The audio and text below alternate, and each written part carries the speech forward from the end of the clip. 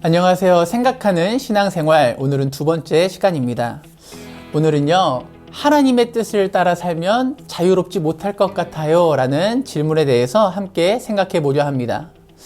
저에게 이 질문이 특별하게 느껴지는 이유가 있는데요. 여러 가지 질문을 제가 지금까지 받았지만 이 질문은 예수님을 아는 사람에게도 제가 질문을 받아봤고요. 또 예수님을 모르는 사람에게도 받았던 공통적인 질문이었기 때문입니다. 아마도 하나님을 모르는 친구는요, 하나님을 한번 믿어보려고 할 때 이런 부분이 걸림이 되었던 것 같고요. 하나님을 아는 친구는 하나님을 믿긴 하지만 하나님을 선뜻 따라가는데 걸림이 되었기 때문에 이런 질문을 했던 것 같습니다. 아마 저는 그 배경에 두 가지 생각이 있다고 생각을 해봤습니다. 첫 번째는요, 하나님의 뜻을 따라 살면 인생이 재미없을 것 같은 거예요. 나는 하고 싶은 것도 많고 즐기고 싶은 것도 많은데 하나님의 뜻을 따라 산다고 하면 성경이 말하는 많은 기준을 다 생각하고 지키면서 사느라 피곤하고요. 죄책감도 늘어나고요. 또 그런 기준들 때문에 내 인생이 답답해질 것 같다는 거죠. 성자나 수도자처럼 살아야 되니까 재미없는 인생이지 않겠냐라는 그런 의미인 것 같습니다. 또 한 가지는 하나님의 뜻을 따르면 내 뜻과 내 생각과 내 계획이 좌절되고 무시당한다는 생각이에요.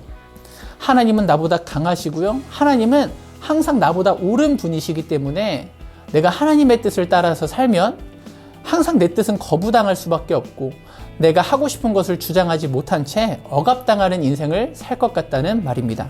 이런 생각 때문에 믿는 사람들도요, 하나님의 뜻을 따라 산다고 하는 말을 종종 부담스러워하는 걸 느낍니다. 초대교회에 어거스틴이라고 하는 유명한 신학자가 있는데요. 이분도 예수님을 인격적으로 만나기 전에 고백록에서 이런 말을 남기기도 했어요.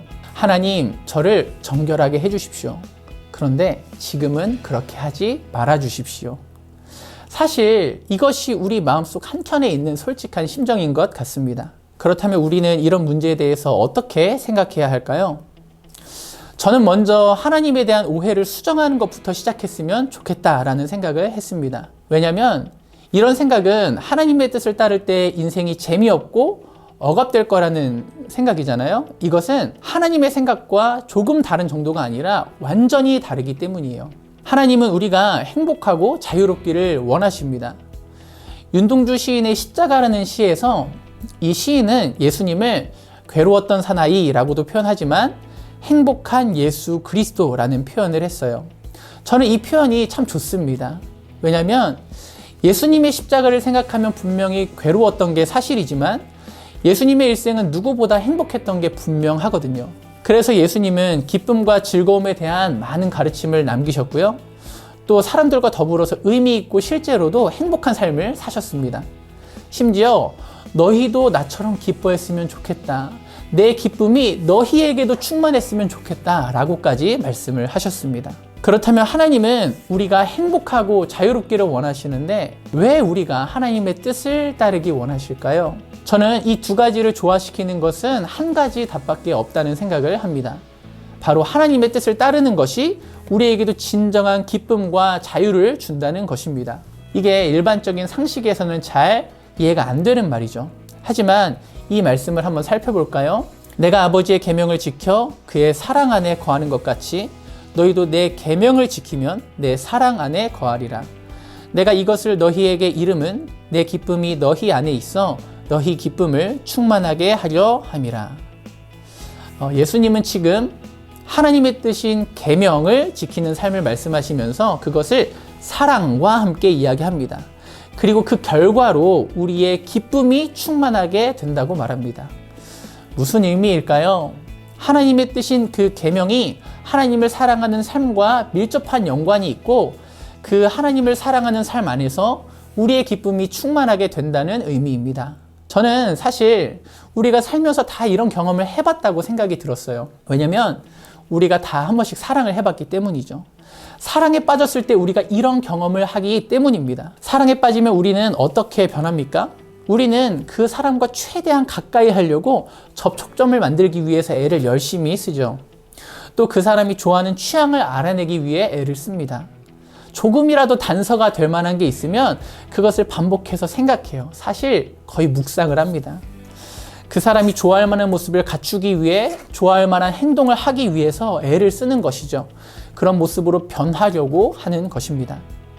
그런데 만약 누가 그런 우리의 모습을 보면서 이렇게 말한다고 생각해 보세요. 야, 정말 넌 정말 불행한 인생을 사는구나. 네 인생은 없고 온통 그 사람이 좋아하는 것만 생각하고 그 사람이 원하는 것만 하느라고 너는 바쁘구나. 넌 정말 불쌍하다. 넌 얼마나 힘들게 사니? 여러분, 그렇게 말하면 공감이 될까요? 누구도 공감하지 못할 것입니다. 사실 그 사람은 지금 누구보다도 행복한 삶을 살고 있기 때문이에요. 그 사람의 기쁨이 나의 기쁨이고 그 사람의 뜻을 따르는 것이 무엇보다 나의 기쁨이 되는 것입니다. 예수님은 바로 그 얘기를 하고 계시는 거예요. 하나님이 우리에게 요구하시는 것은 하나님의 사랑 안에 거하는 것이라고.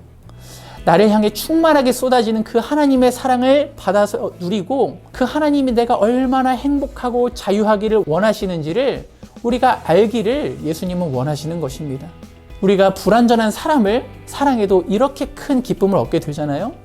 그 사람의 뜻을 따르는 게 기뻐지는 것처럼 우리가 은혜와 사랑이 풍성하신 하나님을 사랑하고 그분의 뜻을 따르면 더욱 기쁘게 된다는 것이죠. 때로는 사람은 그 사랑을 이용하기도 하지만 우리 하나님은 그 사랑을 결코 이용하지 않으십니다. 오직 우리를 행복하게 하고 우리를 바르게 살게 하기를 원하시기 때문에 그 명령을 따르면 우리는 진짜 행복하게 된다는 것입니다. 그래서 저는 이런 질문을 하는 사람이 있다면 오히려 역으로 질문을 해보고 싶어요. 여러분에게 하나님은 어떤 분으로 느껴집니까? 여러분은 그 하나님을 사랑하고 있습니까? 성경에는 많은 가르침과 명령이 있는 것이 사실입니다. 하지만 그 모든 것은 우리를 옥죄고 억압하려고 주어진 것이 아닙니다. 그리고 하나님은요, 우리가 애초에 그것을 다 지킬 수 있다고 생각하지 않으세요. 그래서 우리가 그것을 못 지킬 때 책망하거나 비난하거나 우리를 못마땅하게 여기지 않으십니다. 하나님은 우리의 약함을 충분히 아시고요.